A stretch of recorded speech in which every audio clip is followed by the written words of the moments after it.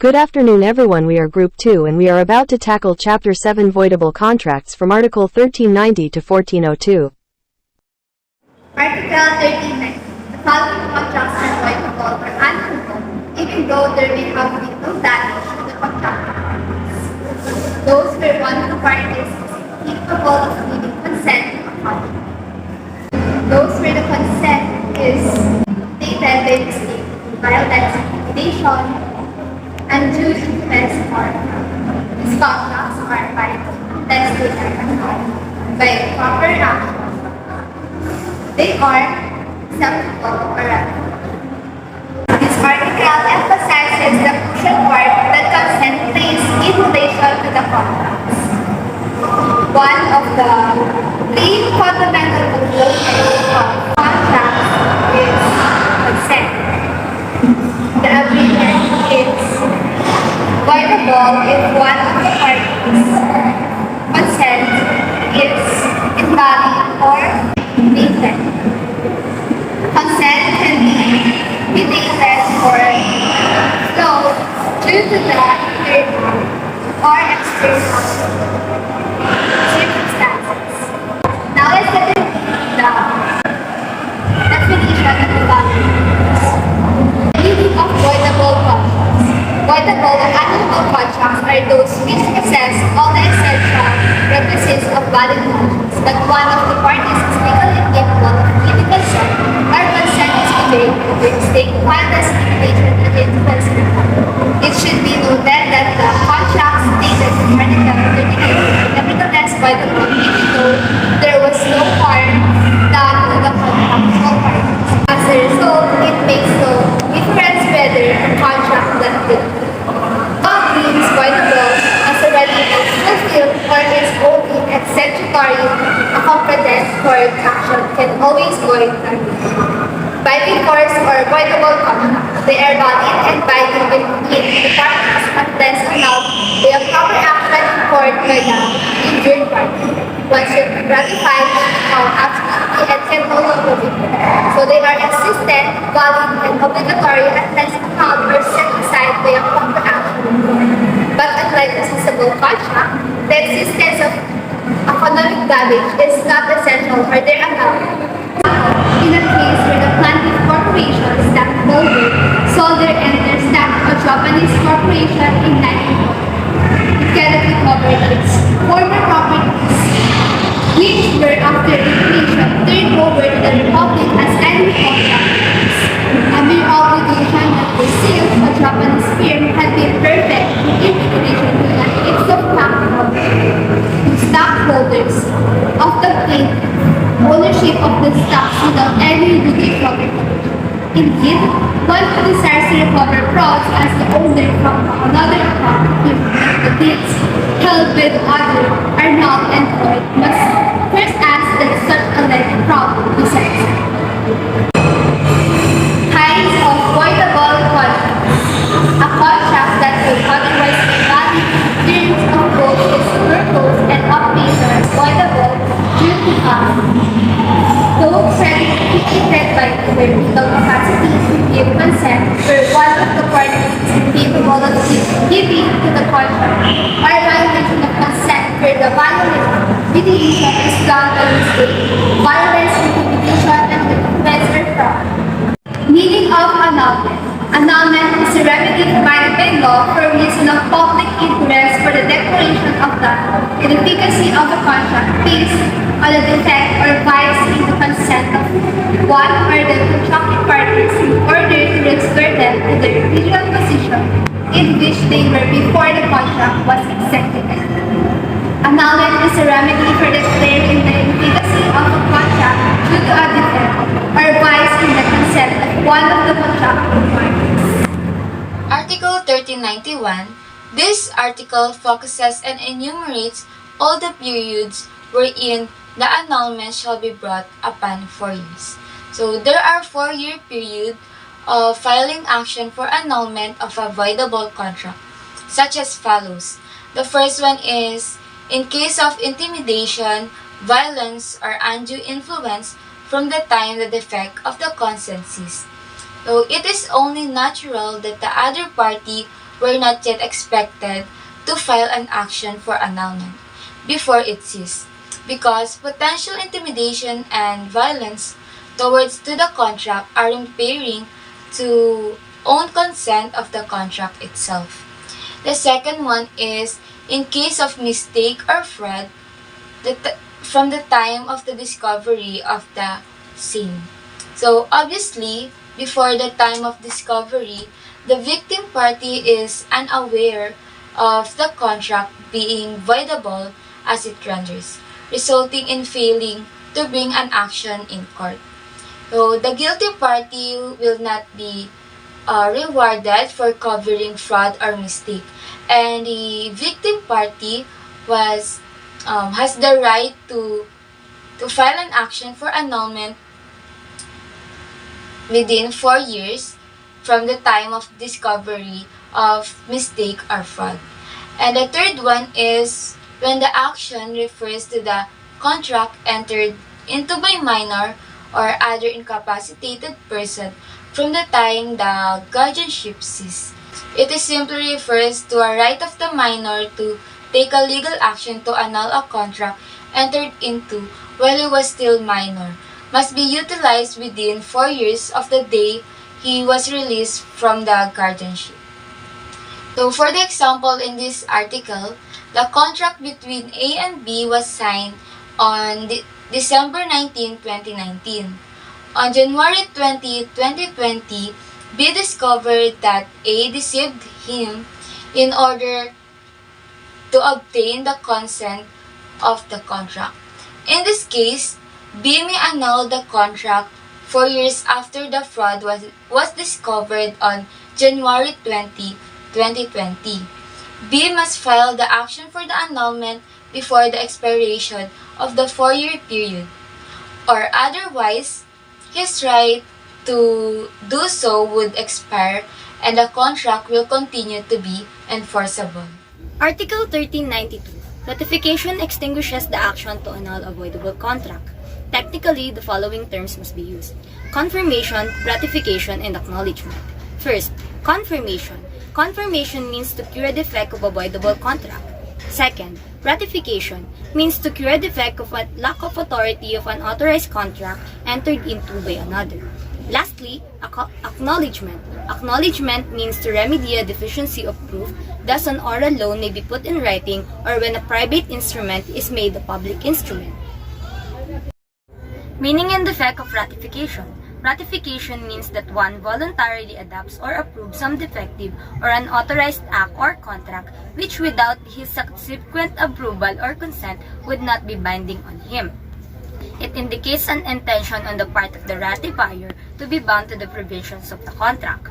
Ratification is voluntarily adopting or approving of a contract without previous consent or permission, expressing a desire to be bound by the terms of the agreement. Second, ratification cleanses the contract from all its defects from the moment it was constituted, from Article 1396. The contract becomes valid, Article 1390, hence the action to annul it is extinguished, Article 1392. Ratification renders the agreement enforceable and the attempt to have it revoked is given up. For example, if one party was unable to legally sign a contract because he or she was underage, the contract can be ratified when he or she turns 18. A minor's contract, whether executory or executed, is voidable unless the contract has been ratified. In most states, if a minor turns 18 and hasn't done anything to void the contract, then the contract can no longer be voided. Article 1393, ratification may be effected expressly or tacitly. It is understood that there is a safe ratification if with knowledge of the reason which renders the contract voidable and such reason having ceased.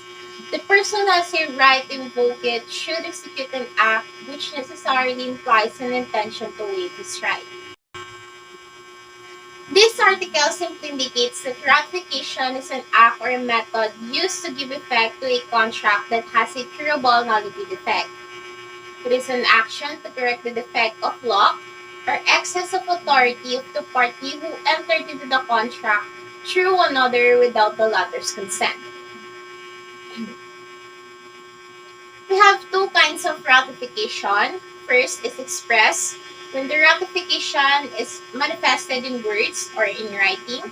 Second is implied or tacit. It may take diverse forms such as by silence or acquiescence, by acts showing adoption or approval of the contracts, or by acceptance and retention of benefits flowing therefrom.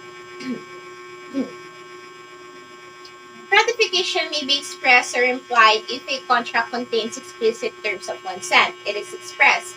If a contract is an implied contract, it is often based on implied laws. So, requisites of ratification. First requisite is the requisites for implied ratification. First, there must be knowledge of the reason which renders the contract voidable. Second, such reason must have ceased. And third, the injured party must have executed an act which necessarily implies an intention to waive his right.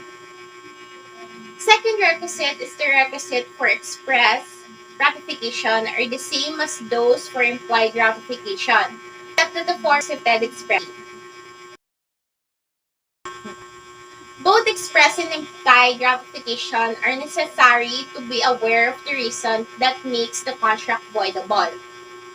And the reason for making the contract voidable must no longer exist.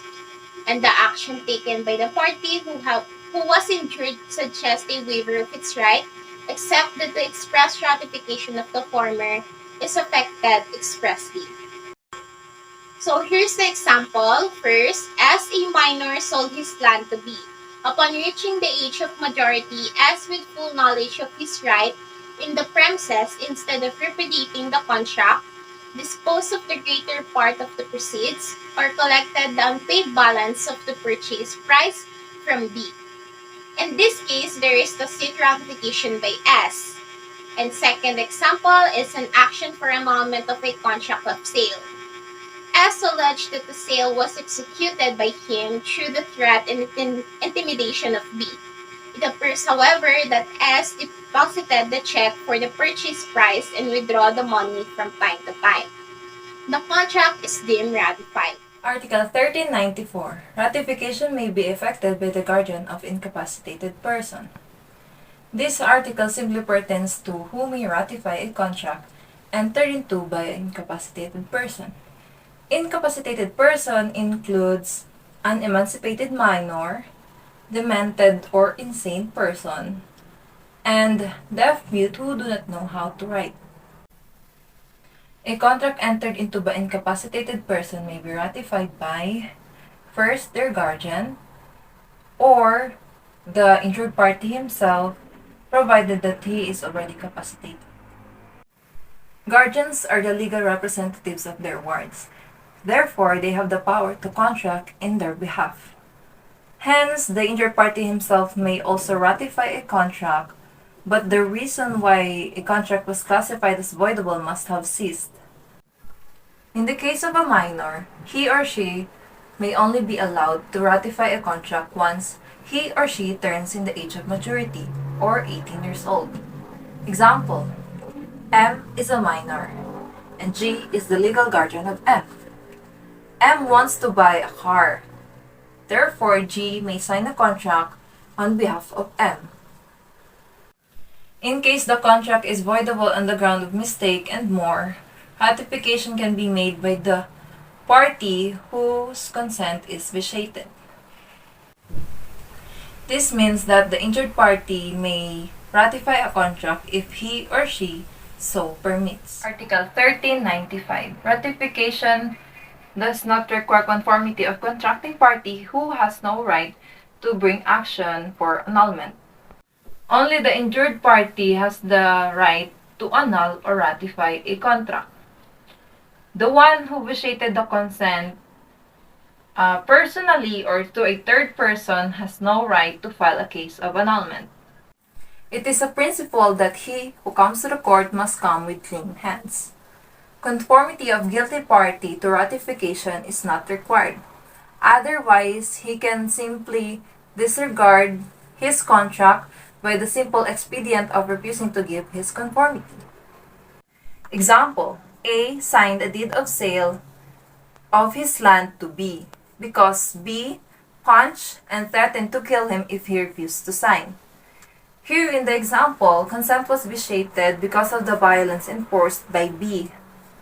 And therefore, A has the prerogative to annul or not this voidable contract.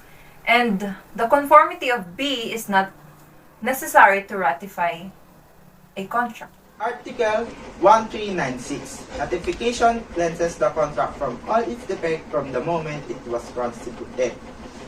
This means that if a contract was originally flawed or invalid, ratification can make it enforceable as if it was valid all along. However, this only applies to contracts that are voidable or unenforceable, except for those that are inherently defective. Ratification must meet certain requirements, such as being made with knowledge of the fact and freely given by the parties involved. Finally, it's important to note that ratification can only be done by parties with the capacity to contract and cannot be used to ratify contracts that are illegal or against public policies. Effect of ratification, retroactive. Ratification cleans the contract of all its defects from the moment it was executed to annul. In other words, the effect of ratification is to make the contract valid from its inception subject to the prior rights or third person. This means that once a contract is ratified, it is considered valid and enforceable from the moment it was originally constituted, as if it has been valid all along. This retroactive effect ensures that any obligation, rights, and liabilities arising from the contract are recognized and given effect as if the contract was valid from the outset. However, it's important to note that the ratification cannot be used to retroactively ratify contracts that are illegal or against public policy. Example: suppose that Tom, a landlord, entered into a lease agreement with Jane, a tenant for a residential property. However, the lease agreement did not comply with the legal requirements for the lease contract, such as the requirement to be in writing and signed by both parties. As a result, the lease agreement is initially considered unenforceable. Later, Tom and Jane agreed to ratify the lease agreement and make it valid.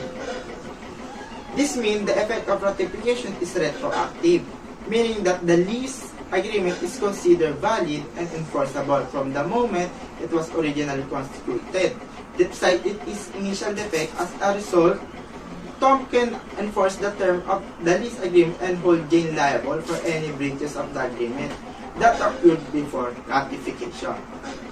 Article 1397. The action for the annulment of contract may be instituted by all who are thereby obliged principally or subsidiarily.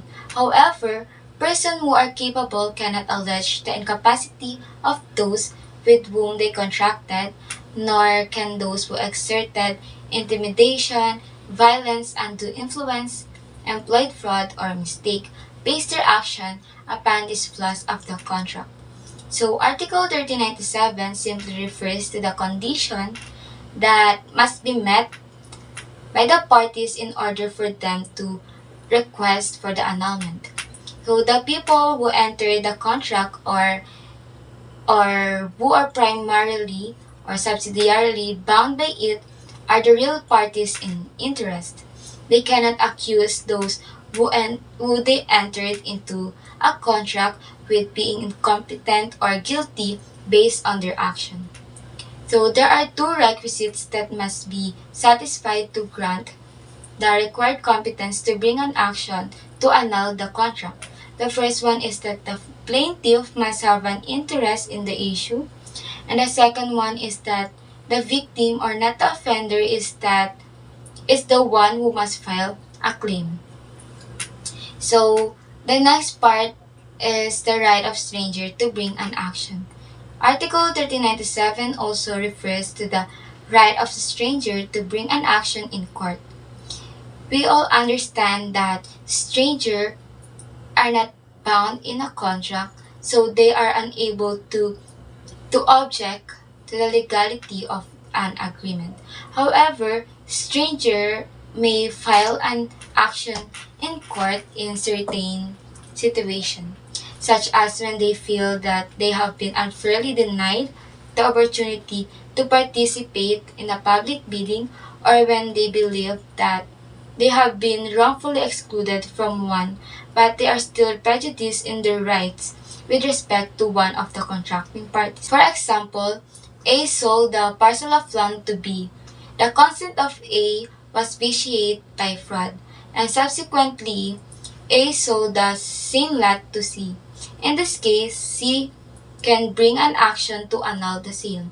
In short, there was already a contract between A and C when A sold the same lot to C or to the stranger in a contract. Since the consent of one party was vitiated by fraud and the contract became invalid. So the last part of this article is all about the guilty party without the right to bring an action. This article also explains who can request an annulment, including the guilty party and his or her successor. This rule affirms that the concept that a defendant must be a guilt-free and innocent when they appear in court. For example, let's assume that Hart and Andrea signed a contract and that Hart defrauded Andrea was the contract carried out. So Hart cannot pertinently ask for the annulment since she has been found guilty. Article 1398. An obligation having been annulled, the contracting parties shall restore to each other the thing which have been the subject matter of the contract, with the fruits and the price with its interest, except in cases provided by law, and in obligation to render service, the value thereof shall be the basis for damages. So, what is the effect of annulment in a contract? If the contract hasn't been completed, it's simple because the parties are excused from performing their obligation and will not do anything. However, if there is a non-compliance, there will be a mutual restitution. And what will be restored in accordance with Article 1398? First, the thing with fruits, and second, the price with its interest. And in the case of the personal obligation, the obligator in which in the last paragraph is new obligation to lend their service. The basis will be the value of the service for damages. So next, mutual restitution upon annulment.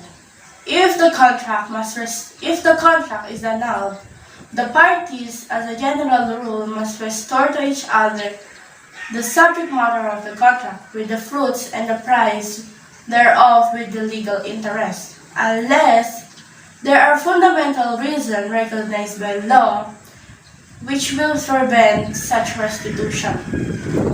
So, who may invoke restitution? Only between the parties who are privy with the contract. A stranger to actual contractual relation cannot invoke the benefit for this provision. So what if the contract not covered? If one of the contracting parties receives some benefit and he has not given anything for it to the other, it is only equitable that he should return the amount by which he unjustly enriched.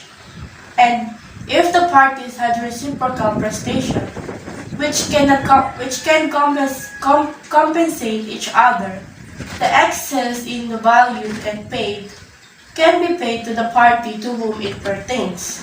For example, if a piece of the land is leased for 1 year, with the land delivered and rent paid in advance for a full period, and then a contract is annulled after 4 months, the mutual restitution cannot be total. So, the lease has not returned the land, but the lessor should not be obliged to return the full amount of rent received by him, but only the corresponding to the unexpired 8 months. Article 1399. When the defect of the contract consists in the incapacity of one of the parties, the incapacitated person is not obliged to make any restitution except insofar as he has been benefited by the thing or price received by him. As a general rule, if the contract is void, the party are required to restore or return the things with all of its benefits and the price with interest. If the incompetent party is irresponsible for the contract's nullity, however, that party is only required to return that he has been profited from the thing sold or the price paid. To counterbalance things, however, where the minors receive something as a result of the contract as voidable solely and exclusively due to his incapacity, he is required to make a restitution to extent that the benefit of the thing price received by him. If he did not gain anything, he is not required to make amends. Example, two miners together with their mother borrow money during the Japanese occupation from Villa Abril. The money was used for the support of the miners while the promissory note assigned by the miners promising to pay 10,000 in the Philippine currency 2 years after the cessation of hostile is voidable and annulled by the court. The miners were required to return the money they received from Villa Abril as they profit by the use thereof, whether or not the capacitated party has benefit from what he received from minor. He must return the same except when he received the thing from the minor in the performance of letter natural obligation and what had been received had been spent or consumed in good faith. Let me explain it to you. Article 1400 is all about liability of person being obliged to the decree of the annulment passed in the court wherein he is bound to return the thing, but due to his activities or other activities, he cannot return the thing anymore because it has been lost through his fault, his own fault. He is required then to return the fruits after the thing that is lost, as well as its own value of the thing. But including that, he is also required to return the interest in order for compensation from the thing that is lost. This is Article 1400 stating that when the person obliged by the decree of the annulment to return the thing, which cannot do so because it has been lost through his fault, he shall then return the received fruits as well as the value of the same thing at the time of the loss. It also includes the interest of the same date of the time of the loss. Let's see to the effect of the loss of a thing to be returned. Okay, number one. Okay, this is guys, number one, if the thing to be returned is lost without the fault of the person obliged to make restitution, there's no more obligation to return such thing, because I'll give you an example. Example of that is when person N file a lease of contract to G, to a lease contract, obviously a lease contract to let him rent his own property, let G rent N's property, but then due to events wherein G cannot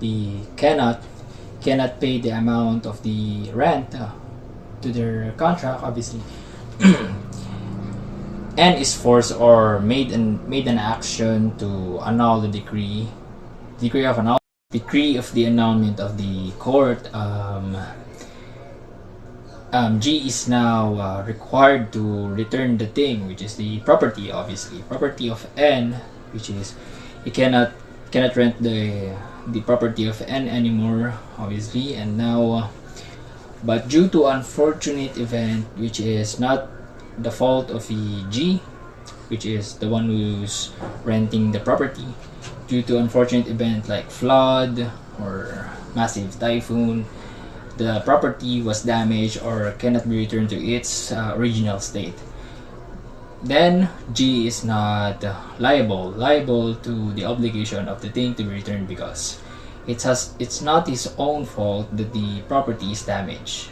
Example, let's take the example of the number one case wherein N made a lease contract with G. In this case, and number two, instead of unfortunate event, G's accidentally or with his own consciousness made an accident which is causes the fire to damage the own property of N. He is now obliged for the damages of the N's property. He shall then pay for the value of the property before it was damaged, obviously, and as well as his interest for the property. Article 1401. The action for annulment or of contracts shall be extinguished when the thing which is the object thereof is lost through the fraud or fault of the person who has the right to institute the proceedings. If the right of action is based upon the incapacity of any one of the contracting parties, the loss of the thing shall not be an obstacle to the success of the action, unless said loss took place through the fraud or fault of the plaintiff. Who are the persons who has the right to institute the proceedings? The person who referred this is the creditor.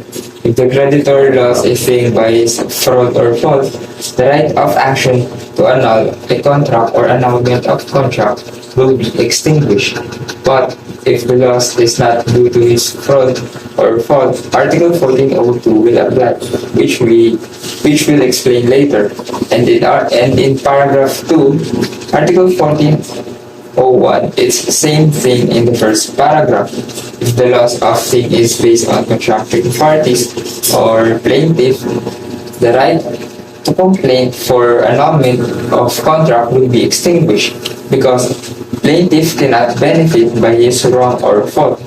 Article 1401 principle is understood that whoever comes to court must come with a clean hand. If you want to annul a contract, therefore, loss or destroyed of a thing must not be due to your fault or fraud. So let's have an example. C was forced by D to sell a car, and in the fault of C, car was destroyed. C has a right of action to annul the contract, and if the loss or destroyed of thing is due to his fault, it extinguishes the annulment of contract. Article 1402. As long as one of the contracting parties does not restore what in virtue of the decree of annulment, he is bound to return. The other cannot be compelled to comply with what is incumbent upon him. Article 1402 is about having or creating a reciprocal obligation of restitution when a contract is annulled. Means one party or both contracting parties may return rather what he is obliged to restore by the decree of annulment. Also in Article 1308 said that compliance cannot be left to the one of them. And now, if one party cannot return or did not return what he is obliged to return, therefore, no annulment will be happen, even if the loss of thing is due to fortuitous event. So now, let's have an example. A entered the contract with B. A obliged himself to buy a car in B. However, he found out that B is incapacitated to enter a contract. So the contract was annulled. B was obliged to return the car while A was obliged to return the money paid by B for the car. Since A did not return the money, B cannot be compelled to return the car. Eduardo Felipe, Hermogena V. Felipe, and Vicente V. Felipe versus heirs of Maximo Aldon, namely Jimena Almocera, Sofia Aldon, and Salvador Aldon, and the Honorable Court of Appeals, 1982. Maximo Aldon and Jimena Almocera purchased land in San Jacinto, Masbate in 1960 to 1962, dividing it into 3 lots. In the 1951, Jimena sold the lots to Eduardo Felipe and Hermogena V. Felipe without her husband's consent. On April 26, 1975, Maximo Alden's heirs filed a complaint against the Felipes in the Court of First Instance of Masbate.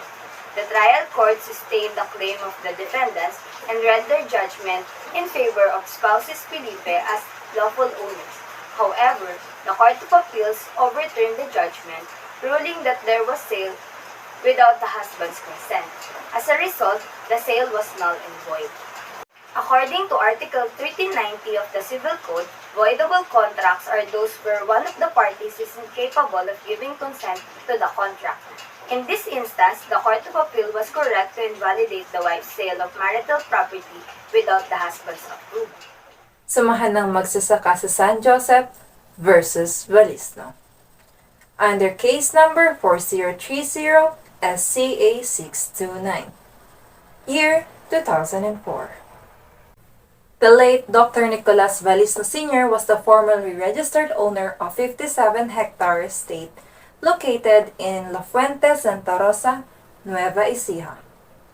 On October 20 and 21, 1972, 12 hectares of his property was mortgaged to Renato and Angelito Banting, in which titles to the property were transferred to the names of the mortgagees in 1972.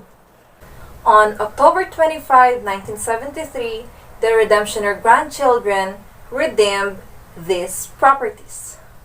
But during the redemption, 3 of the redemptioner grandchildren were minors, which made the contract voidable in accordance to Article 1390. On September 25, 1997, the Valisno heirs, grandchildren awardees, and redemptional grandchildren filed a consolidated application for retention and award under Republic Act 6657, which was objected by Dominador Maglalang, a representative of SMSJ or Samahan ng Magsasaka sa San Joseph. The application for retention of the 7 heirs of Dr. Nicolas Valisno Sr. was granted on November 4, 1998. But the request for the award to children of the applicants was denied for utter lack of merit. Application for reconsideration filed by the Dr. Valisno's heir was also denied on June 23, year 2000. Later on, the Court of Appeals reversed the orders on March 26, 2002, which granted the award of 1 hectare each for the 7 grandchildren awardees, and affirmed the retention rights of the redemption grandchildren over 3 hectares each, or a total of 12 hectares. Summary of Case 3, Ines versus Court of Appeals 297 SCRA 312 of 1995. The case involves a petition filed by David Ines and Hortensia Castro Ines before Regional Trial Court annulled the deed of sale on their conjugal residential property. It was discovered that David Ines' signature on the deed was forged, leading the court to declare the deed void as 1/2 conjugal share and considered his wife's share as an equitable mortgage. The court ordered the reconveyance of the wife's share upon the return of the consideration amount, and then the petitioners appealed to the Court of Appeals, arguing that the forgery did not bind the conjugal partnership, making the entire contract voidable.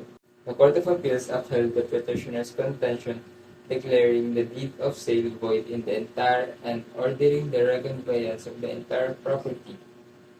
The petitioners filed a motion for reconsideration seeking to delete the imposition of the legal interest on the consideration amount. However, their motion was denied. The petitioners argued that the Court of Appeals erred in awarding legal interest to private respondents who did not appeal the trial court's decision that did not include such as interest. However, the court's decision is based on Article 1398 of the Civil Code, which states that parties should restore to each other the subject matter of the contract, including the fruits and the price with interest.